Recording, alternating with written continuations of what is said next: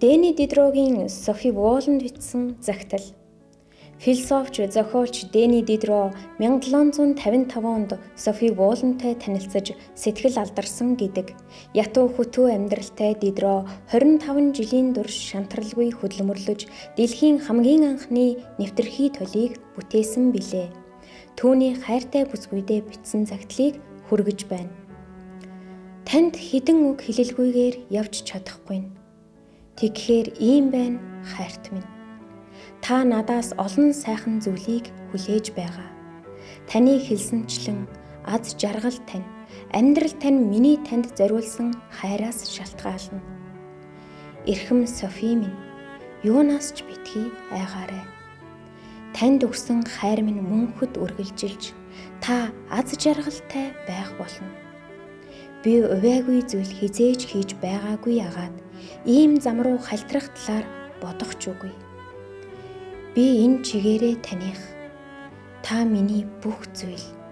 Хувь тавилангийн бидэнд оноосон зовлон гунгийг бид хамтдаа туулж, хэн хинэн өргөж дэмнэж байх болно.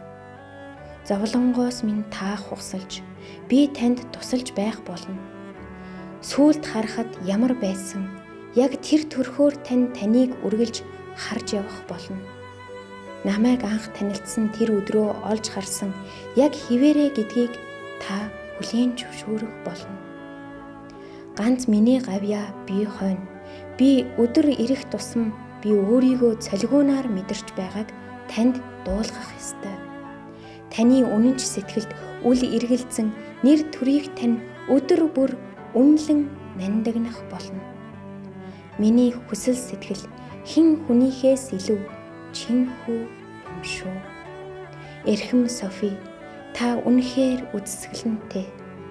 Тийм биш гэж үү? Өөрийгөө анзаараад үзвэл хайрт бүсгүй байна гэдэг танд хэр их зохихыг олж үзэх болно. Тэгээд миний танд хайртайг санаарай. Энэ хизээч өөрчлөгдөхгүй. Сайхан амраарай, миний эрхэм Софи.